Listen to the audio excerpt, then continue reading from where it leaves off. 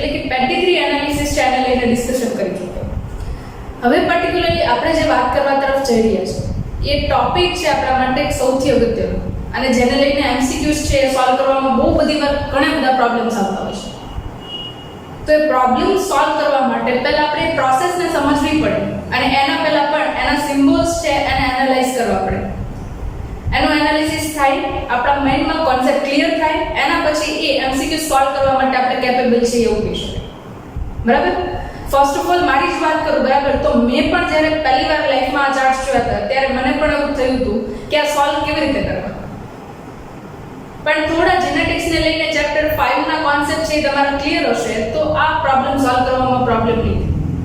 બરાબર? અને ઈઝી વેની અંદર તમે આ સોલ્વ કરી શકશો. બરાબર? તો લાસ્ટ લેક્ચર છે એની અંદર વંશાવલી પૃથ્થકરણ જોઈ ગયા હતા. બરાબર? શા માટે વંશાવલી પૃથ્થકરણની જરૂરિયાત છે?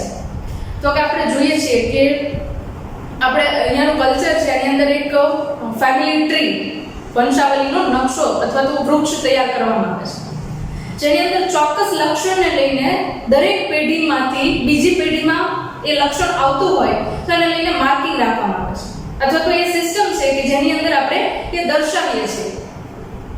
તો એ વંશાવલી પૃથ્થકરણ દ્વારા આદિકાળથી આપણે જોઈએ છીએ કે ઘણા બધા એવા લક્ષણો છે કે જેને આપણે વિકૃતિ તરીકે પણ ઓળખાવી શકતા હોઈએ છીએ.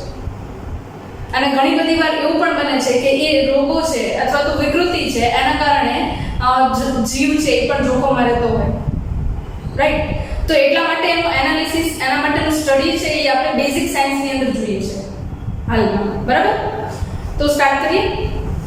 સૌથી પહેલા વાત કરીએ વંશાવલી પૃથ્થકરણ માટે આપણે અલગ અલગ સાઇન્સ જોઈએ હતા, સિગ્નલ્સ જોઈએ હતા. બરાબર? જેની અંદર રાઉન્ડ હોય તો એ ફિમેલ છે, ચોરસ હોય તો એ મેલ છે. બરાબર? તમે આવું રાઉન્ડ છે અને ડાર્ક જોવો છો, બરાબર, તો એને આપણે કહીએ છીએ રોગગ્રસ્ત સ્થિતિ. બરાબર? હજી આગળના સ્ટાન્ડર્ડ્સની અંદર તમે સ્ટડી કરશો એટલે એની અંદર પણ ઘણા બધા વેરિએશન્સ આવશે. બરાબર? ફોર એક્ઝામ્પલ તમે એવું જુઓ છો કે આ ચોરસ છે એના ઉપર આવી રીતે લીટો છે. બરાબર? એનો મતલબ કે એ રોગગ્રસ્ત સ્થિતિની અંદર એ વ્યક્તિ છે નર હતો એ મૃત્યુ પામેલો છે. ફિમેલની અંદર તમે આવી રીતે જુઓ છો તો એ પણ એ દર્શાવે છે કે માતા છે એનું મૃત્યુ થઈ ચૂક્યું છે. રાઈટ? પછી આના ઉપરાંત તમે એવું જુઓ છો કે આ રીતે આમ ટપકું મૂકેલું છે. તો જ્યારે વાહક પ્રકારના લાક્ષણિક લક્ષણ તરીકે એ સ્ત્રીની અંદર લાક્ષણિકતા હોય ત્યારે આ રીતે ટપકું મૂકવામાં આવે છે. બરાબર? એટલે અલગ અલગ સિમ્બોલ્સ આની અંદર ઘણા બધા છે, પણ એ સિમ્બોલ્સ માટે અત્યારે તમારા લોકોને કોઈ જરૂરિયાત નથી. પહેલા જે બેસિક છે એને જ સમજીએ અને એના પછી ડિટેલમાં ઓટોમેટિકલી તમને જ આઈડિયા આવી જશે કે કેવી રીતે એને સોલ્વ કરવું. રાઈટ? સ્ટાર્ટ કરીએ. હવે સૌથી પહેલા જોઈએ તો પેડિગ્રી જોઈએ છે એની પાછળનું કારણ શું છે? તો કે આપણને અનિયમિતતાઓ ખબર પડે. ખાસ કરીને જનીનને લઈને અને રંગસૂત્રને લઈને જે અનિયમિતતાઓ છે એના વિશે આપણને માહિતી મળે, અને એ પ્રોબ્લેમ્સ છે એને આપણે સોર્ટ આઉટ કરી શકીએ એના માટે આપણે પહેલા સમજવું પડે. તો ઓલમોસ્ટ આપણે જોઈએ જનીન વિદ્યાના પિતા મેન્ડલ છે, અને મેન્ડલ આપણને ઘણા બધા લક્ષણો છે એને લઈને અનિયમિતતાઓ સમજાવવા માટેના બેઝિક કોન્સેપ્ટ છે આપી દીધા છે, જેના ઉપરથી પાછળથી રિસર્ચ છે એ બધાને આપણે મેન્ડેલિયન અનિયમિતતાઓ તરીકે ઓળખીએ છીએ. બરાબર? હવે અનિયમિતતાને જો મારે ઓલમોસ્ટ વહેંચવી છે, બરાબર, જે રીતે આપણે જોઈએ છીએ કે મનુષ્યના શરીરની અંદર અનિયમિતતાઓ જોવા મળે છે, તો એ અનિયમિતતાને મારે સેપરેટ કરવી છે તો એને બે પાર્ટની અંદર ડિવાઈડ કરું છું. સૌથી પહેલી એ કે મેન્ડેલિયન અનિયમિતતાઓ કે જે પ્રભાવી અને પ્રચ્છન્ન લક્ષણને આધારે અલીલ્સ વડે એક સજીવમાંથી બીજા સજીવમાં વહન પામે છે અને ઘણી બધી વાર એ અભિવ્યક્ત થાય છે. અને બીજી અનિયમિતતા જેને રંગસૂત્રીય અનિયમિતતા કહીએ છીએ, એટલે કે કોઈકની અંદર એક રંગસૂત્ર છે એ વધારે જાય છે, કોઈકની અંદર એક રંગસૂત્ર છે એ ઓછું જાય છે, કોઈકની અંદર એક રંગસૂત્રની આખી જોડ છે એ ગેરહાજર છે, અથવા કોઈ રંગસૂત્રની અંદર જનીનનો ટુકડો છે એના માટેનો એક અલીલ છે એ ગેરહાજર છે. બરાબર? તો આવી ઘણા બધા પ્રકારની પ્રોબ્લેમ્સ છે જે આપણે સોલ્વ કરતા જઈએ. રાઈટ? અને એને સમજતા જઈએ. તો આપણે મેઇન બેઝ પર જઈએ તો અનિયમિતતા જે છે એની અંદર બે પ્રકાર, મેન્ડેલિયન અનિયમિતતા અને રંગસૂત્રીય અનિયમિતતા. રંગસૂત્ર આપણને ખબર છે કે ડીએનએ છે જ્યારે કોઇલ થાય, ખૂબ વધારે ગૂંચળામણી રીતે ગોઠવાય અને કોષ વિભાજનની પ્રક્રિયા દરમિયાન ચોક્કસ સ્વરૂપની અંદર ગોઠવાય છે ત્યારે આપણે એને રંગસૂત્ર કહીએ છીએ. અને એ રંગસૂત્રની અનિયમિતતાઓ છે મોટા ભાગે તમને કોષ વિભાજનની પ્રક્રિયા દરમિયાન જોવા મળે છે. ક્યારે જોવા મળે? કોષ વિભાજનની પ્રક્રિયા હોય ત્યારે જોવા મળશે. બરાબર? ઓકે. અને બીજું આપણે જોઈએ મેન્ડેલિયન અનિયમિતતા. તો કેટલાક મેન્ડેલિયન અનિયમિતતા છે એમને લઈને મેં તમને અહીંયા નામ આપેલા છે જેના કોન્સેપ્ટ આપણે લઈ લઈએ, બાકી એક એક છે એના ઉપરના એક્ઝામ્પલ સોલ્વ કરવા માટે અને એને સમજવા માટે આપણે અલગ અલગ સેપરેટ લેક્ચર્સ લઈશું, બરાબર? તો પહેલું હિમોફિલિયા છે. હવે સામાન્ય પરિસ્થિતિ કેવી હોય કે આપણને કોઈ પણ જગ્યાએથી કંઈ પણ શરીરની અંદર વાગે છે, બરાબર? તો શું થાય? તો કે લોહી નીકળે, કારણ કે બ્લડ વેસલ એટલે કે રુધિર વાહિની છે એ કટ થતી હોય છે, બરાબર? તો જ્યારે રુધિર વાહિની છે એ કટ થાય છે ત્યારે એ પરિસ્થિતિની અંદર આપણે શું જોઈએ છે કે થોડા સમયની અંદર જો સામાન્ય પરિસ્થિતિની અંદર માણસ હોય તો લોહી છે એ જગ્યાએથી વહેવાનું બંધ થઈ જાય છે અને લગભગ 2 થી 3 દિવસના અંતે તમને ત્યાં આગળ બ્રાઉન કલરનું આખું પીંગળું થઈ ગયું એવું દેખાય. પણ જ્યારે હિમોફિલિયાની પરિસ્થિતિ છે ત્યારે તમે ચેપ્ટર નંબર 18 ની અંદર રુધિર જમવાની પ્રક્રિયા છે જોઈ ચૂક્યા છો, બ્લડ ક્લોટિંગ પ્રોસેસ, બરાબર? એટલે કે રુધિર જમાવટની પ્રક્રિયા જે છે એ તમે ઓલરેડી જોઈ ચૂક્યા છો. તો જ્યારે તમે રુધિર જમાવટની પ્રક્રિયા જુઓ છો ત્યારે એની અંદર અલગ અલગ પ્રકારના 13 કારકો આવે છે અને 13 પૈકીના કોઈ પણ કારક બનશે નહીં બને કેવી રીતે કાર્ય કરશે બધી જ પ્રક્રિયા છે જનીન વડે નિયંત્રિત. તો જ્યારે જનીનની અંદર ખામી આવે છે કોઈ પણ એક કારક માટે, બરાબર, કે પછી વિટામિન કે ને લઈને, તો એ પરિસ્થિતિની અંદર એ વ્યક્તિ છે એ રુધિર જામવાની પ્રક્રિયા માટે કેપેબલ નથી. એટલે કે એકવાર લોહી વહેવાની પ્રક્રિયા ચાલુ થઈ તો પછી બંધ થવાનું નામ નહીં લે, બરાબર? અને એની બોડીની અંદર બ્લડ શોર્ટેજના કારણે મરી જશે, મૃત્યુ પામશે, રાઈટ? તો આ જે છે એને હિમોફિલિયા કહે છે. ફરીથી આ પેઢી દર પેઢી વારસામાં આવતો હોય એવા પ્રકારનો રોગ છે, એટલા માટે આપણે અહીંયા આગળ સ્ટડી કરીએ છીએ. અને એ પ્રભાવી અને પ્રચંડ જનીન સાથે સંકળાયેલો છે, એટલા માટે આપણે મેન્ડેલિયન આનુવંશિકતાની અંદર મૂકેલું છે. એક વસ્તુ ધ્યાનમાં લેજો કે જ્યારે આપણે અહીંયા મેન્ડેલિયન આનુવંશિકતાની અંદર મૂકેલા છે ને ત્યારે એ બધા પ્રભાવી અને પ્રચંડ લાક્ષણિકતાના આધારે અથવા તો X રંગસૂત્ર કે Y રંગસૂત્ર સાથે સંલગ્ન છે, એટલા માટે તે આગળ મૂકવામાં આવ્યા છે, બરાબર? ઓકે, નેક્સ્ટ એના પછી સિસ્ટિક ફાઇબ્રોસિસ. સિસ્ટિક ફાઇબ્રોસિસ છે એની અંદર આપણે જોઈએ તો ઘણી બધી વાર આપણા શ્વેત ગ્રંથિના કોષો, પછી શ્લેષ્મસ્ત્રાવી કોષો, આ બધા ઘણા મ્યુકસનો સ્ત્રાવ કરવામાં આવતો હોય અને એ મ્યુકસ છે સ્ત્રાવ પામે એના પછી ધીરે ધીરે કરતા શું થાય તો એ મ્યુકસ છે એકદમ જાડું બનતું જાય અને એક ટાઈમ એવું આવે કે જેના કારણે આપણી જે નળીઓ છે, વેસલ્સ છે, એમને પ્લગ કરે, ક્લોગ કરવાનું કામ કરે, બરાબર? અભ્યાસ છે કે જ્યારે બ્લોકેજ થશે નળીની અંદર, બરાબર, ત્યારે જે તે ઓર્ગન છે એ કામ કરતું હશે એના ઉપર શોર્ટેજ થવાની છે અને એના કારણે માણસનું મૃત્યુ થાય છે, બરાબર? તો એ પણ જનીનને લઈને ખામી છે. Sickle cell anaemia. સામાન્ય રીતે આપણે જોઈએ તો રક્તકણ કેવા છે તો કે એને આપણે દ્વિઅંતરગોળ એવું નામ આપ્યું છે. આવા પ્રકારે આપણે રક્તકણ છે એ દોરતા હોઈએ છીએ. એના બદલે અહીંયા આપણે રક્તકણ જે છે એ તમને કંઈક સિકલ એટલે શું તો કે એને ગુજરાતીમાં કહીએ તો દાંતરડું કહેવાય, બરાબર? જે આપણે કાપવા માટે ઉપયોગમાં લઈએ. તો એમાં જેવો જ્યારે રક્તકણનો આકાર થાય છે ત્યારે એને સિકલ સેલ એટલે કોષ, દાંતરડા આકારના કોષો બનવાની પ્રક્રિયા જેને સિકલ સેલ એનિમિયા શબ્દનો મતલબ એવો યાદ રાખવાનો કે જ્યારે લોહીને લગતું હોય એને લઈને જ્યારે શબ્દ વપરાય છે ત્યારે એનિમિયા શબ્દ વપરાશે, બરાબર? તો એ સિકલ સેલ એનિમિયા જે છે એ તમને જોવા મળે છે. આ પણ જનીનની ખામીના કારણે જ થાય છે.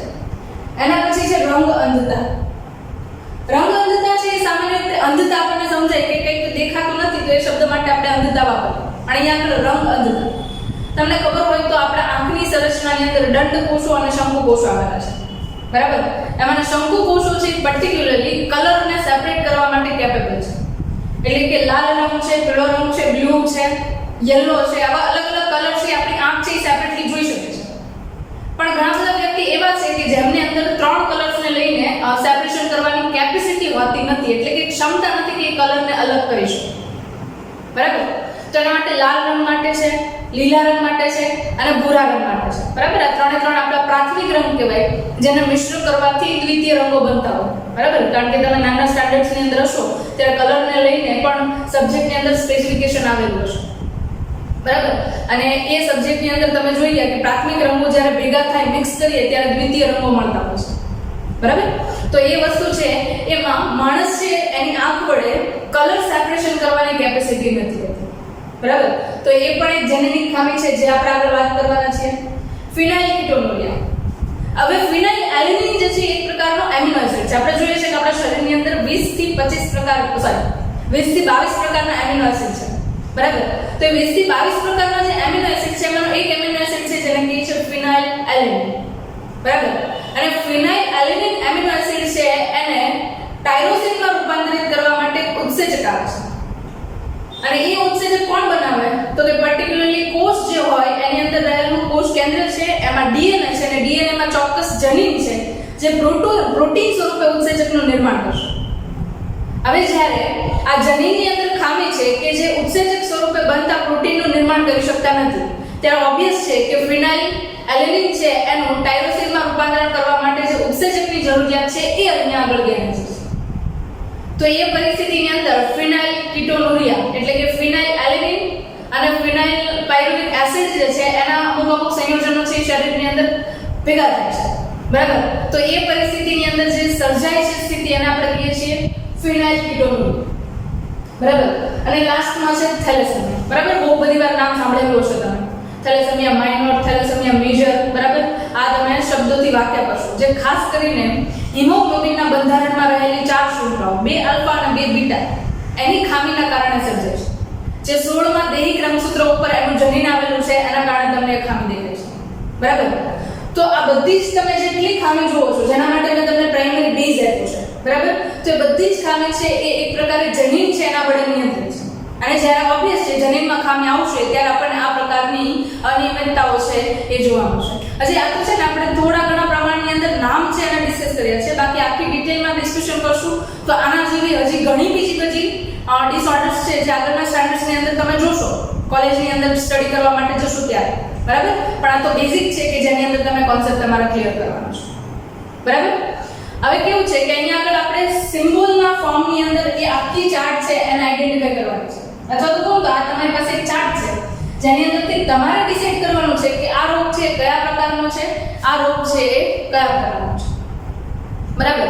તો એના માટેની આખી તમને અહીંયા આગળ પ્રોસેસ તો નોર્મલી આપણે વાત કરી લીધી એક્ઝેક્ટલી કે આ બધી જે ખામીઓ છે એ મેન્ડેલિયન અનિયમિતતાઓ કહેવાય છે. પાછળનું કારણ શું છે? કારણ કે રંગસૂત્ર ઉપર રહેલા જનીનો છે એમના અલીલ્સના આધારે આવે છે. એટલા હવે પ્રાઇમરી બેઝ પર આપણે 2 એક્ઝામ્પલ્સ છે એને સ્ટડી કરવાના છે. બરાબર. પહેલા તો આપણે જોઈએ છે દૈહિક પ્રભાવી લક્ષણને લઈને અને દૈહિક પ્રચ્છન્નને લઈને. બરાબર. પછી x સંલગ્ન y સંલગ્ન એવા અલગ અલગ ઘણા બધા એક્ઝામ્પલ્સ છે. પણ ક્રાઇટેરિયાની અંદર એવું રાખશું આપણે કે ટેક્સ્ટ બુક્સની અંદર જેટલા એક્ઝામ્પલ્સ છે એટલા આપણે કરીએ. બરાબર. તો સ્ટાર્ટ કરીએ. સૌથી પહેલા તમારી સામે 2 ચાર્ટ છે. એક આ છે અને એક આ છે. ચાર્ટની અંદર કલરને લઈને કોઈ ડિફરન્શિએશન નથી પણ થોડું વેરિએશન લાવવા માટે મેં કલર અલગ યુઝ કર્યો છે. બાકી એક વસ્તુ તમને ઓલરેડી આઈડિયા છે લાસ્ટ લેક્ચર જો તમે સ્ટડી કરેલો હોય તો કે આ ડાર્ક કલર છે એનો મીનિંગ એવો છે કે કોઈ પણ પ્રકારની ખામી સૂચવે છે અથવા તો રોગગ્રસ્ત સ્થિતિ છે એવું દર્શાવે છે. બરાબર. અને આ પ્રકારે તમે જુઓ છો તો એના ઉપર આપણે પોસિબિલિટી 2 રાખી શકીએ. એક તો વાહક છે એવી પોસિબિલિટી રાખી શકીએ અને બીજું સામાન્ય પ્રકારના છે એવી પોસિબિલિટી રાખીએ. બરાબર. હવે જ્યારે આપણે આ 2 પ્રકારના પ્રોબ્લેમ સોલ્વ કરવા છે તો સૌથી પહેલા કેવી રીતે આઈડિયા આવે કે આ ખામી છે એ પ્રભાવી જનીનને લઈને છે કે પછી પ્રચ્છન્ન જનીનને લઈને છે, અથવા તો કહો કે પ્રભાવી અલીલને લઈને છે કે પછી પ્રચ્છન્ન અલીલને લઈને છે. બરાબર. હવે તમને યાદ હશે કે કોઈ પણ વ્યક્તિ જો આપણે લઈએ બરાબર તો આપણે વાત મનુષ્ય માટે જ કરીએ છીએ એટલે 23 જોડી રંગસૂત્ર હશે. ફોર એક્ઝામ્પલ અહીંયા આગળ એક જોડ રંગસૂત્ર છે એ હું દર્શાવું. બરાબર.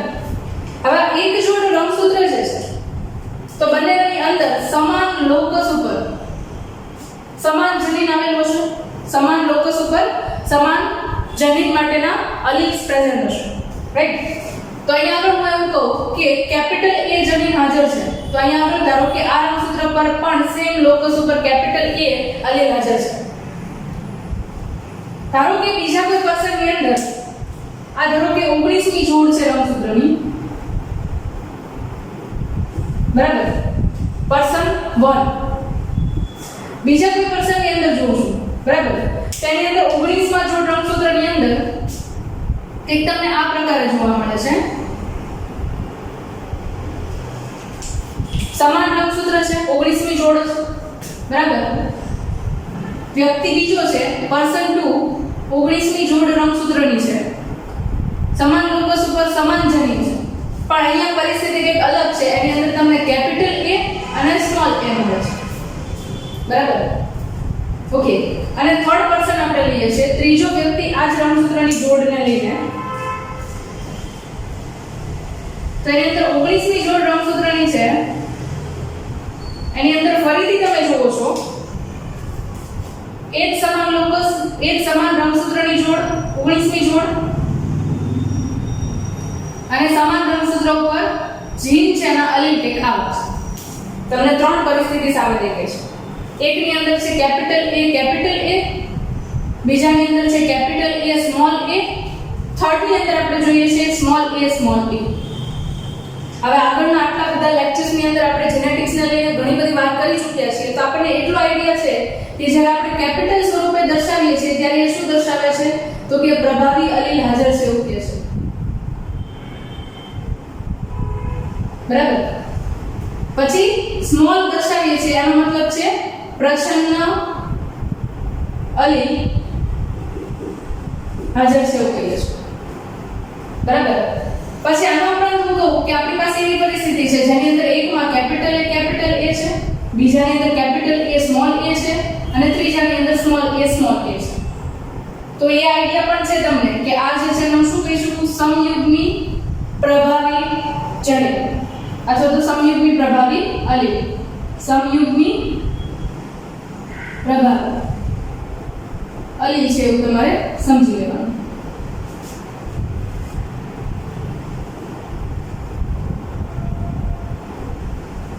રાઈટ. આ જે છે એ આઈડિયા આવી જશે આપણને. અને આપણે શું કહીએ છીએ વિષમયુગ્મી પરિસ્થિતિની અંદર અલીલ છે સાથે છે એવું કહી શકીએ.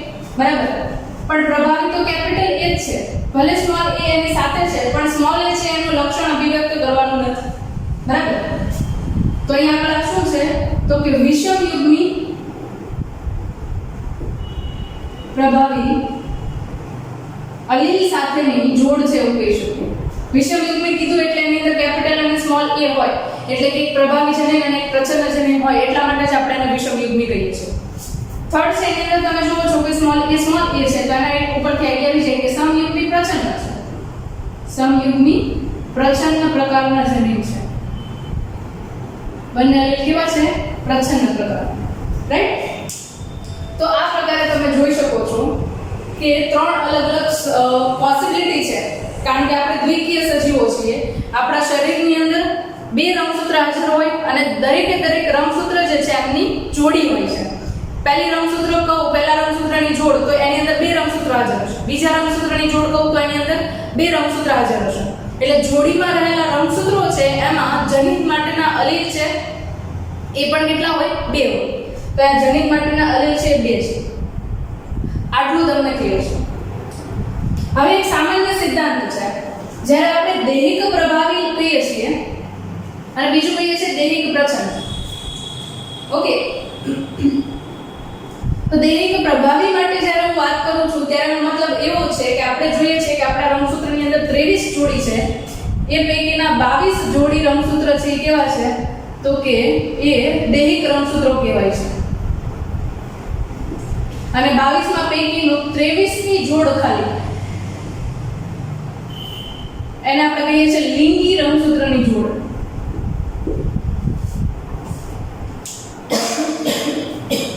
સોરી. ઓકે. તો 23મી જોડી લિંગી રંગસૂત્ર રિપ્રેઝન્ટ કરે છે. જો માદા હોય તો એની અંદર XX રિપ્રેઝન્ટ કરે છે અને જો નર હોય તો એની અંદર XY રિપ્રેઝન્ટ કરે છે. રાઈટ. આપણને ક્લિયર છે એકદમ? ઓકે. એના પછી 23મી જોડી રંગસૂત્ર જે છે એની સિવાયના 22 રંગસૂત્રો છે એને આપણે દૈહિક રંગસૂત્ર કહીએ છીએ. એનો મતલબ એવો થયો કે દૈહિક લક્ષણો છે એના માટેનું નિયંત્રણ ધરાવે છે. આને લિંગી કેમ કીધા? કારણ કે લિંગી લક્ષણો માટેનું નિયંત્રણ ધરાવે છે. ફોર એક્ઝામ્પલ કોઈ પણ વ્યક્તિ છે એ નર થશે કે માદા થશે કોના ઉપર આધાર રાખે છે તો કે X અને Y રંગસૂત્રો પર આધાર રાખે છે. જો બે X રંગસૂત્ર હોય તો આપણે એને શું કહીએ છીએ ફિમેલ બને છે એવું કહીએ છીએ. અને એક X અને એક Y હોય તો એને મેલ કહીએ છીએ, નર પ્રાણી કહીએ છીએ. રાઈટ. તો એ વસ્તુ છે આપણા માઇન્ડમાં ક્લિયર છે. અને એ ફિમેલ અને મેલ એનિમલ બનાવવા માટે રિસ્પોન્સિબલ છે, જવાબદાર છે, એટલા માટે આપણે એને લિંગી રંગસૂત્રોની જોડ કહીએ છીએ. હવે એ જ રીતે તમે અહીંયા જુઓ તો 22 રંગસૂત્ર છે દૈહિક છે. દૈહિક શા માટે કીધું તો કે કોઈ પણ વ્યક્તિની અંદર તમને માથાના વાળથી લઈને પગના નખ સુધીના દરેક લક્ષણ જુઓ તો એની અંદર કંઈક ને કંઈક અલગતા જોવા મળતી છે. અને એ અલગતા માટે જેટલા પણ જનીનો જવાબદાર છે બધા જનીનો ક્યાં હાજર છે તો કે એ આપણે 22 રંગસૂત્રની દૈહિક જોડી જોઈએ છે એમની ઉપર હાજર છે. દૈહિક એટલા માટે જ કહીએ છીએ કારણ કે એ આપણા દૈહિક લક્ષણો માટે જવાબદાર છે. Is it clear? રાઈટ? તો જ્યારે કોઈ પણ લક્ષણ છે કે જે આપણા દૈહિક રંગસૂત્રને આધારિત છે ત્યારે આપણે એને કહીશું દૈહિક રંગસૂત્રને લઈને થતી ખામી. ફોર એક્ઝામ્પલ, અહીંયા આગળ રંગસૂત્ર છે અહીંયા આગળ રક્તકણ છે એના આકારની અંદર ફેરફાર થાય છે. તો રક્તકણનો આકાર છે એ કોણ નક્કી કરે છે? તો કે એ એક પ્રકારનું દૈહિક લક્ષણ છે જે દૈહિક રંગસૂત્ર છે એના ઉપર આવેલું છે એટલા માટે. એ જ રીતે હું તમને એવું કહું કે માયોટોનિક ડિસ્ટ્રોફી, બરાબર, સ્નાયુ વિકારતા. તો માયોટોનિક ડિસ્ટ્રોફી છે એના માટેનું રંગસૂત્રનું જનીન છે કે રંગસૂત્ર ઉપર જનીન ક્યાં આવેલું છે? તો કે 19 માં દૈહિક રંગસૂત્ર ઉપર આવેલું છે. કારણ કે મસલ્સ એટલે કે સ્નાયુઓ કેવા પ્રકારના હશે કોના ઉપર આધાર રાખે છે? તો કે દૈહિક રંગસૂત્રના અલિંસ ઉપર આધાર રાખે છે. રાઈટ? તો એના દ્વારા આપણને આઈડિયા ક્લિયર થાય છે કે જે ખામીઓ આપણા દૈહિક લક્ષણને લઈને છે એ બધા જ છે એ બે ભાગની અંદર વિભાજિત કરી શકીએ. એકને આપણે પ્રભાવી લક્ષણને કહીશું અને બીજાને પ્રચ્છન્ન લક્ષણને કહીશું. બરાબર? ઓકે. પ્રભાવી લક્ષણ માટે એક લાક્ષણિકતા છે કે જોડીમાંનું માત્ર એક જ રંગસૂત્ર હશે તો પણ એ પોતે પોતાના લક્ષણને અભિવ્યક્ત કરશે. બરાબર? અને પ્રચ્છન્ન લક્ષણની લાક્ષણિકતા છે કે પોતે જોડીમાં હાજર હશે સમયુગ્મની પરિસ્થિતિમાં તો જ પોતાનું લક્ષણ અભિવ્યક્ત કરી શકે છે. આપણને એ આઈડિયા ઓલમોસ્ટ ક્લિયર છે કે પ્રભાવી અને પ્રચ્છન્ન કોને કહીએ છીએ. જ્યાં સુધી કેપિટલ એ હાજર છે ત્યાં સુધી સ્મોલ એ છે પોતાનું લક્ષણ અભિવ્યક્ત કરી શકશે નહીં. એ ખામીવાળું છે કે સામાન્ય પ્રકારનું છે કોઈ પણ પ્રકારનું હોય પણ જ્યાં સુધી કેપિટલ એ છે ત્યાં સુધી સ્મોલ એ છે પોતાનું લક્ષણ અભિવ્યક્ત કરી શકતું નથી. આ વિષમયુગ્મની પરિસ્થિતિ માટે યાદ રાખવાનું છે. ઓકે, બીજી વસ્તુ અહીંયા આગળ સ્મોલ એ છે જ્યારે કે સમયુગ્મની પરિસ્થિતિની અંદર હોય ત્યારે જ તે પોતાનું સામાન્ય લક્ષણ છે કે કોઈ પણ પ્રકારે વિકૃતિ વાળું લક્ષણ છે એને અભિવ્યક્ત કરી શકે. જો વિકૃતિ વગરનું લક્ષણ હશે તો એ અભિવ્યક્ત થઈ શકશે નહીં. સોરી, મેં કંઈક મિસ્ટેક કરી. હા, એવું કહું છું હું કે સ્મોલ એ જે છે, બરાબર, એ જ્યારે સમયુગ્મની પરિસ્થિતિની અંદર હાજર છે, બરાબર, તો એ જ્યારે સમયુગ્મની પરિસ્થિતિની અંદર હાજર હશે ત્યારે જ પોતાના લક્ષણને અભિવ્યક્ત કરશે. વિષમયુગ્મની પરિસ્થિતિની અંદર હાજર હશે તો એ અભિવ્યક્ત કરશે. બરાબર? ઇન શોર્ટ મારો કહેવાનો મીનિંગ એવો છે કે સ્મોલ એ બંને અલિંગ સાથે હોવા જોઈએ. રાઈટ? તો એ પ્રચ્છન્ન હોય, પ્રભાવી હોય, એ કોઈ પણ પરિસ્થિતિની અંદર આ લક્ષણ છે એ પોતાનું સમયુગ્મી પરિસ્થિતિમાં અભિવ્યક્ત કરશે. રાઈટ? હવે આપણે આ એક્ઝામ્પલ્સ છે, ચાર્ટ છે, એને સોલ્વ કરવાની ટ્રાય કરીએ. તમે શું જુઓ છો અહીંયા? તો કે બે પૈકીના એક પિતૃની અંદર તમને એવું જોવા મળે છે ખામીયુક્ત લાક્ષણિકતા હાજર છે. બરાબર? અહીંયા આગળ તો કે અહીંયા આગળ બે પૈકીના એક પણ પિતૃની અંદર કોઈ પણ લક્ષણ હાજર નથી. ખામીયુક્ત લક્ષણ હાજર છે નહીં. તો પણ તમે જુઓ છો કે આવનારી બે સંતતિ છે એની અંદર તમને રોગયુક્ત લાક્ષણિકતાઓ જોવા મળે છે અને એના પછીની જનરેશન છે એની અંદર પણ તમને જોવા મળે છે. બરાબર? તો આના પરથી એક આઈડિયા આવી શકે અહીંયા કે આ જે છે એ પ્રચ્છન્ન લક્ષણને લઈને ખામી છે અને આ જે છે એ પ્રભાવી લક્ષણને લઈને ખામી છે. હવે આના ઉપર હું તમને સિમ્બોલિક સિસ્ટમની અંદર કેપિટલ એ સ્મોલ એ મૂકીને સમજાવું તો વધારે આઈડિયા ક્લિયર થશે. બરાબર? It is much better. Okay, આ જે છે એ ક્લિયર જ કરી દો તમને. મેં હમણાં તમને કીધું માયોટોનિક ડિસ્ટ્રોફી.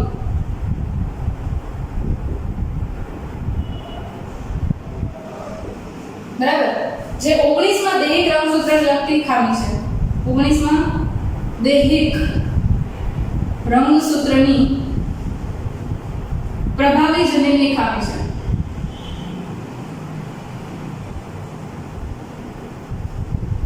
રાઈટ?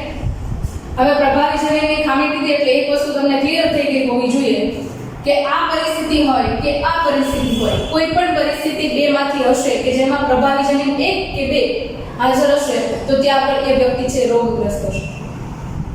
રાઈટ? ઓકે, હવે એના અંદર તમને ક્લિયર કરું. આ જે છે પરિસ્થિતિ કેપિટલ એ અને સ્મોલ એ સાથે હોય છે. આમાં હું ક્લિયર છું કે એ વિષમયુગ્મી પરિસ્થિતિમાં જ હશે. બરાબર? અને અહીંયા આગળ માતા જે છે એ સ્મોલ એ સાથે છે એ વસ્તુમાં પણ ક્લિયર છું. કારણ કે જો અહીંયા આગળ કેપિટલ એ હોત તો અહીંયા આગળ આ છે એ પણ ડાર્ક કલરનું હોત અને એને પણ ખામી હોત. બરાબર? હવે આના માટે આ પરિસ્થિતિ કેમ નથી આ પ્રશ્ન પહેલા ઉદ્ભવે આપણે. બરાબર? જો આ પરિસ્થિતિ હોય તો એક રંગસૂત્ર છે એ પિતા તરફથી આવે છે, બધાની અંદર કેપિટલ જી હોત જ તે. રાઈટ? તો બધા બાળકો છે એની અંદર આ રંગસૂત્રીય અનિયમિતતાને લઈને બધાની અંદર તમને આવા ડાર્ક કલરના સ્પોટ મૂકેલા હોય એટલે એના ઉપરથી એ ક્લિયર છે કે પિતાની અંદરથી એક રંગસૂત્ર આવે છે જો આ હોત તો બધા રંગસૂત્ર છે એ ખામીવાળા હોત બરાબર તો આપણે એવું કહી શકીએ કે સમયુગ્મી પરિસ્થિતિની અંદર પ્રભાવી લક્ષણ સાથે પિતૃ છે એ હાજર છે રાઈટ હવે આ જ સિસ્ટમ છે એ કેવી રીતે ખબર પડે છે તો અહીંયા આગળ ક્લિયર કરું છું તમને પિતા તરફથી સ્મોલ a યુક્ત અલીલ આવે છે માતા તરફથી સ્મોલ a જવાનું છે એટલે અહીંયા આગળ આવશે સ્મોલ a રાઈટ પિતા તરફથી કેપિટલ A આવે છે વારસામાં અને માતા તરફથી સ્મોલ a આવે છે રાઈટ તો અહીંયા આગળ શું થયું પ્રભાવી જનીન છે એટલા માટે એની અંદર તમને રોગયુક્ત પરિસ્થિતિ જોવા મળે રાઈટ નેક્સ્ટ એના પછી અહીંયા આગળ પુત્ર છે પુત્રની અંદર પિતામાંથી કયો આવે છે તો કે સ્મોલ a સાથેનું જનીન આવે છે અને માતાની અંદરથી પણ સ્મોલ a સાથેનું આવે છે એટલે સામાન્ય પ્રકારની પરિસ્થિતિ જોવા મળે છે સેમ એ જ પરિસ્થિતિની અંદર અહીંયા આગળ પુત્રી છે એની અંદર માતા તરફથી સ્મોલ a પ્રકારનું અલીલ આવે છે રંગસૂત્રમાંથી અને પિતા છે એની તરફથી કેપિટલ A સાથેનું આવે છે બરાબર તમે જોઈ શકો છો કે આ જે છે કેવું છે તો કે વિષમયુગ્મી પરિસ્થિતિ છે છતાં પણ અહીંયા આગળ રોગગ્રસ્ત સ્થિતિ જોવા મળે છે તો વિષમયુગ્મી પરિસ્થિતિમાં રોગગ્રસ્ત પરિસ્થિતિ હાજર છે એનો મીનિંગ એવું થાય કે આ કેવું છે પ્રભાવી લક્ષણને લઈને થતી ખામી છે રાઈટ અહીંયા પણ એ ક્લિયર થાય છે પ્રભાવી લક્ષણને લઈને થતી ખામી છે બરાબર હવે તમે આ ચાર્ટ જુઓ અને આ ચાર્ટ જુઓ હવે આ શું છે તો કે F1 જનરેશન છે એમની વચ્ચે પ્રજનનની પ્રક્રિયાના અંતે સંતતિ ઉત્પન્ન થાય છે એ દર્શાવેલ છે બરાબર તો આને હું કહી શકું P1 સોરી આ P1 કહેવાશે પેરેન્ટ 1 અને આને આપણે કહીશું F1 ફિલિયલ 1 બરાબર પ્રોજેની થયેલી તો એમાં બે પુત્રી છે અને બે પુત્ર એમની અંદર સમાવેશિત થાય છે એમાં તમે જુઓ તો જે સામાન્ય પ્રકારનો પુત્ર છે એમના મેરેજ જે સામાન્ય પ્રકારની કોઈ બીજી સ્ત્રી સાથે મેરેજ થાય છે બરાબર પુત્ર જે છે તો એની પછીની જે જનરેશન આવે છે બરાબર તો આને હું P2 કહી શકું અને આ શું થયું તો કે F2 થયું તો F2 ની અંદર તમે જુઓ છો કે P2 ની અંદર એક પણ પ્રકારે જનીન છે ખામીવાળું નથી તો એની અંદર જે સંતતિઓ છે એની અંદર પણ ખામી જોવા મળતી નથી એનો મતલબ એવો થયો કે અહીંયા આગળ પ્રભાવી લક્ષણને લઈને ખામી છે સેમ એ જ રીતે અહીંયા આગળ તમે જુઓ તો 50% શક્યતા છે કે આવનારી 4 સંતતિ છે એમાંની 4 સંતતિમાંની 2 સંતતિ છે કેવી આવે રોગગ્રસ્ત આવે બરાબર શક્યતા છે બરાબર અહીંયા આગળ ફિમેલ છે એ રોગગ્રસ્ત છે કારણ કે એની અંદર કેપિટલ A જનીન હાજર છે અને કેપિટલ A જનીન છે એ જ પોતે કેવું છે રોગને અભિવ્યક્ત કરવા માટે જવાબદાર છે રાઈટ તો અહીંયાથી કેપિટલ A જે છે ત્યાંથી સંતતિની અંદર સામાન્ય પુરુષ સાથે એનો મેરેજ થાય છે તો એના કારણે અહીંયાથી સ્મોલ a છે અહીંયાથી કેપિટલ A ને સ્મોલ a છે આની અંદર બાય ચાન્સ સ્મોલ a આવે છે આની અંદર કેપિટલ A સ્મોલ a આવે છે અને આની અંદર બાય ચાન્સ જુઓ તો સ્મોલ a સ્મોલ આવે છે અહીંયાથી સ્મોલ a અહીંયાથી સ્મોલ રાઈટ તો આના આધારે ખબર પડી શકે આપણને કે પહેલો સ્ટેપ આપણે એ જોવાનું છે કે પિતૃની અંદર રોગગ્રસ્ત સ્થિતિ છે તો એના આધારે તમને F1 જે છે એમની અંદર કેટલા રોગગ્રસ્ત સજીવો અથવા તો સંતતિઓ પ્રાપ્ત થાય છે એના પછી તમે P2 ની અંદર તમે જુઓ તો રોગગ્રસ્ત છે કે નથી રોગગ્રસ્ત છે એના આધારે થર્ડ જનરેશન છે એની અંદર રોગ આવે છે કે નથી આવતા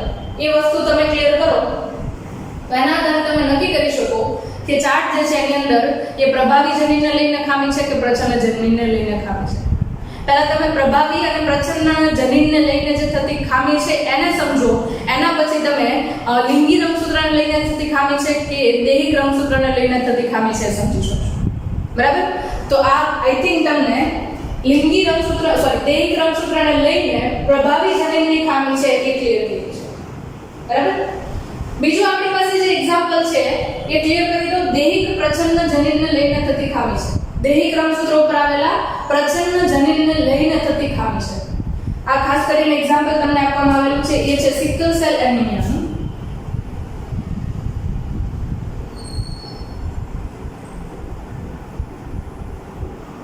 સિકલ સેલ એનિમિયા માટે જવાબદાર હોય તો એ 11મા રંગસૂત્રની જોડ પર રહેલા સમયુગ્મી પ્રચ્છન્ન જનીનની ખામી છે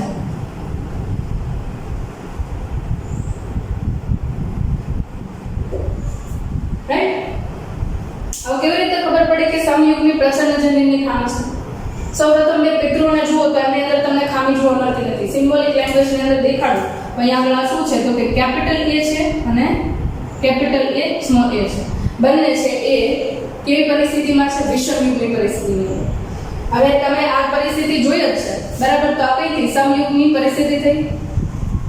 હવે ધારો કે આની અંદર તમે ધારો કે કેપિટલ A જે છે એ રોગગ્રસ્ત છે અને સ્મોલ a છે એ સામાન્ય છે, અથવા તો આ પરિસ્થિતિની અંદર વિચારીએ કે પ્રચ્છન્નજનીન એટલે કે સ્મોલ a છે ખામીયુક્ત છે અને કેપિટલ A છે એ સામાન્ય પ્રકારનો છે. તો જ્યારે આ પરિસ્થિતિની અંદર હોય ત્યારે આ જે પરિસ્થિતિની અંદર વ્યક્તિ છે એને રોગ નથી, એટલે કે રોગગ્રસ્ત સ્થિતિમાં નથી, બરાબર. તો જ્યારે એ રોગગ્રસ્ત સ્થિતિમાં નથી પરંતુ એની અંદર સ્મોલ a પ્રકારનું જનીન હાજર છે તો એ આગળ પેઢીની અંદર વહન પામી શકે છે, અથવા તેની અંદર કહું કે વારસાગત રીતે અંડકોષ કે શુક્રકોષ કોઈ પણની અંદરથી જો પ્રચ્છન્ન સ્થિતિ અને પ્રભાવી સ્થિતિ બંને સાથે હશે એટલે કે વાહક પરિસ્થિતિની અંદર હશે તો એ પિતૃમાંથી સંતતિની અંદર આવવાની શક્યતા છે, રાઈટ. તો જ્યારે પિતૃને એ રોગ નથી પણ સંતતિની અંદર ઉતરી આવે છે એનો મતલબ એવો છે કે બંને પિતૃ છે એ વિષમયુગ્મી પરિસ્થિતિની અંદર છે, એટલે કે એ વાહક છે, પોતાને રોગ નથી પણ એ આગળની જનરેશન છે એની અંદર એ ડિઝીઝ છે એને મોકલવા માટે સક્ષમ છે, બરાબર. તો આને હું શું કહીશ તો કે આ જે છે એને વાહક પરિસ્થિતિ છે એવું કહેવાય, કેરિયર પર્સન, બરાબર. પોતાને કોઈ રોગ છે નહીં કારણ કે પ્રચ્છન્ન જનીનની ખામી છે, પ્રભાવી જનીન સામાન્ય પ્રકારનું છે, તો જ્યાં સુધી પ્રભાવી જનીન હાજર હશે ત્યાં સુધી એ પોતે પ્રચ્છન્ન જનીનની અભિવ્યક્તિ થવા દેશે અને પ્રચ્છન્ન જનીન જો અભિવ્યક્ત નહીં થાય તો અહીંયા આગળ એ ડિઝીઝ છે એ જોવા મળશે. Clear, right. નેક્સ્ટ એના પછી જોઈએ સિમ્બોલિક તમને સિસ્ટમ આપી દીધી છે. બંને પિતૃઓ છે આ પરિસ્થિતિની અંદર છે કેમ ખબર પડે? કારણ કે અહીંયા આગળ બે જે સંતતિ છે એમની અંદર તમને રોગગ્રસ્ત સ્થિતિ જોવા મળે છે એટલે, બરાબર. થોડું વધારે ક્લિયર કરું. ધારો કે આ પહેલું છે એની અંદર કેપિટલ A છે એ પિતા તરફથી માતા તરફથી આવે છે અને સ્મોલ a છે એ ધારો કે પિતા તરફથી આવે છે.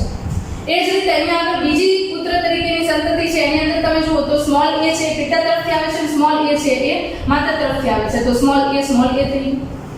તો જ્યારે બંને સ્મોલ a સાથે આવે છે પ્રચ્છન્ન જનીન સમયુગ્મી સ્થિતિમાં છે ત્યારે તમને જોવા મળશે કે એ સિકલ સેલ એનિમિયાના કારણે એમના રંગસૂત્રના અંદર ખામીના કારણે હિમોગ્લોબિનની શૃંખલાની અંદર એક એમિનો એસિડના સ્થાનમાં મિસમેચ થઈ જાય છે, બરાબર. અને એ સ્થાન જે છે તેના કારણે રક્તકણનો આકાર છે એ સિકલ્સ લાઇક અથવા તો અર્ધચંદ્રાકાર પ્રકારનો જોવા મળે છે, બરાબર. તો આ ક્લિયર થયું. નેક્સ્ટ એના પછી જોઈએ આ જે છે એ પુત્રી છે કોના તરફથી જનીન કેવા મળે છે તો કે ધારો કે આની અંદર કેપિટલ A મળે છે, માતા તરફથી કેપિટલ A મળે છે અને પિતા તરફથી ધારો કે સ્મોલ a મળે છે, બરાબર. તો એ કેવું તો સામાન્ય પ્રકારની થઈ. પણ હવે નેક્સ્ટ જનરેશનને થોડીક આપણે જોઈએ, બરાબર. તો જેમની સાથે એમના મેરેજ થાય છે એ નર છે એમની અંદર પણ ધારો કે વિષમયુગ્મી પરિસ્થિતિ છે, તો બાય ચાન્સ એવું બને છે કે અહીંયા આગળ આ જે સ્મોલ a જે છે એ આ સંતતિની અંદર આવે છે અને એના કારણે થર્ડ જનરેશનની અંદર પણ આ ડિઝીઝ જોવા મળે છે. બાકીની બે સંતતિ છે એની અંદર પરિસ્થિતિ આવી હોઈ શકે અથવા તો આવી પણ હોઈ શકે, ડિપેન્ડ કરે છે. હજી આની અંદર ચાર્ટની અંદર જો આગળ ક્લેરિફિકેશન આવે અને સંતતિ જે છે એની અંદર રોગગ્રસ્ત પરિસ્થિતિ છે કે નથી એના આધારે આપણે નક્કી કરી શકીએ કે આની અંદર કેપિટલ A આવ્યું છે કે સ્મોલ a આવ્યું છે, બરાબર. પણ ચાર્ટ આપણી પાસે લિમિટેડ છે, ટેક્સ્ટબુકની અંદર આ જ આવ્યું છે. નેક્સ્ટ એના પછી થર્ડ જે ચાઇલ્ડ છે ફોર્થ ચાઇલ્ડ છે એની અંદર જોઈએ તો એમાં સ્મોલ a મધર સાઇડથી સ્મોલ a ફાધર સાઇડથી એટલે રોગગ્રસ્ત પરિસ્થિતિની અંદર છે. ફોર્થ ચાઇલ્ડ છે એની અંદર જોઈએ તો એ કેપિટલ A અને સ્મોલ a હોઈ શકે અથવા કેપિટલ A પણ હોઈ શકે, બરાબર. બીકોઝ કે આ પ્રચ્છન્ન જનીનની ખામી છે એટલા માટે જે આગળ તમને સ્મોલ a સમયુગ્મી પરિસ્થિતિમાં જોવા મળશે માત્ર ત્યાં જ તમને ખામી જોવા મળશે, બાકી નહીં જોવા મળે. અહીંયા આગળ તો કે જ્યાં આગળ સ્મોલ a હશે ત્યાં આગળ સામાન્ય પ્રકારનો જોવા મળશે કારણ કે એ પ્રભાવી લક્ષણને લગતી ખામી છે. Is that clear, right. તો આના આધારે તમે નક્કી કરી શકો છો કે આ જે છે એ દૈહિક રંગસૂત્રને લગતી ખામી છે કે લિંગી રંગસૂત્રને લગતી ખામી છે, બરાબર. સિકલ સેલ એનિમિયા છે એમાં તો ડિટેલમાં લેક્ચર અલગથી આવશે પણ એક અહીંયા આગળ માયોટોનિક ડિસ્ટ્રોફી છે કે જે 19માં દેહી ક્રમસૂત્રને લઈને પ્રભાવી જનીનને લઈને ખામી છે. એની અંદર શું થાય છે તો કે બાળક જે છે એ જેમ જેમ વિકાસ થાય અને મસલનો વિકાસ થવાનું ચાલુ થાય એમ ઘણીવાર એવું બને કે એના સ્નાયુ જે છે એ સંકોચનની પ્રક્રિયા કરે છે, બરાબર, પછી એ રિલેક્સ થવા જોઈએ, બરાબર. આપણે જોઈએ છે કે કોઈ પણ પ્રકારે સંદેશો મોકલે એટલે હાથ જે છે એના સ્નાયુ સંકોચન કરવાની પ્રક્રિયા કરે અને પછી રિલેક્સ થવાની પ્રક્રિયા કરે. ફોર એક્ઝામ્પલ અહીંયા આગળ કહું તો આ મારો રિલેક્સ કન્ડિશનની અંદર હેન્ડ છે, પછી હું એવું કહું છું માઇન્ડમાંથી મેસેજ પડે છે કે તમારે પેન લેવાની છે, તો પેન લેવા માટે સ્નાયુનું સંકોચન થવું જોઈએ, એના પછી જ હું લખવાની પ્રક્રિયામાંથી પસાર થઈ શકું છું. હવે મારે લખવાનું કામ પતી ગયું છે, માઇન્ડમાંથી મેસેજ પણ આવે છે કે હવે હેન્ડને રિલેક્સ કરો, પણ એ હેન્ડ રિલેક્સ થઈ શકતો નથી, મસલ્સ છે રિલેક્સ થતા નથી. તો એ પરિસ્થિતિની અંદર ઘણી બધી વાર બાળકો જે છે એમને અંદર મસલ રિલેક્સેશનને લઈને પ્રોબ્લેમ હોય અથવા તો હાર્ટ ડિઝીઝ પણ ઘણી બધી વાર થતા જોવા મળે છે, કારણ કે હૃદયની અંદર પણ એક પ્રકારે હૃદય સ્નાયુ જ હાજર હોય છે, બરાબર. તો એ તમને માયોકાર્ડિક ડિસ્ટ્રોફી છે એની અંદર જોવા મળે છે. મારા તરફથી મેં તમને ટ્રાય કરી છે કે આ ટોપિક છે અને મેક્સિમમ વેની અંદર ક્લિયર કરી શકો. જ્યારે તમે એક્ઝામની અંદર ચાર્ટ સોલ્વ કરશો ત્યારે અહીંયા આગળ આ તમારે કેપિટલ એ અને સ્મોલ એ મૂકીને સોલ્વ કરવું હોય તો પણ તમે કરી શકો છો. બાકી અમુક ટાઈમ પછી તમે MCQ ની વધારે પ્રેક્ટિસ કરશો તો ઓટોમેટિકલી તમારાથી ચાર્ટ છે એ સોલ્વ થવાનો છે. હજી છતાં પણ જો તમને વિડિયોની અંદર ડાઉટ્સ રહેતા હોય તો વિડિયો છે એકવાર બે વાર રિપીટ કરો, જોવાની ટ્રાય કરો, અને એમાં પણ તકલીફ થતી હોય તો આગળના લેક્ચર્સ છે એ પહેલા ક્લિયર કરો અને એના પછી આ ચાર્ટને સમજવાની ટ્રાય કરો, બરાબર. અને છતાં પણ જો MCQ સોલ્વ નથી થતા તો મેઇલ આઈડી છે એના ઉપર તમે ક્વેશ્ચન છે એ મેઇલ કરી શકો છો. હું ટ્રાય કરીશ કે તમારા મેઇલ આન્સર આપી શકું, અને સાથે સાથે તમે કમેન્ટ્સ બોક્સમાં પણ ક્વેશ્ચન છે એ ટાઈપ કરીને મૂકી શકો છો કે આ ટાઈપનો પ્રોબ્લેમ છે કેવી રીતે સોલ્વ કરીશું, રાઈટ. તો અહીંયા સુધી it is enough to solve genetic problem on the basis of dominant and recessive alleles, right. next time પાછા લેક્ચરની અંદર મળીએ.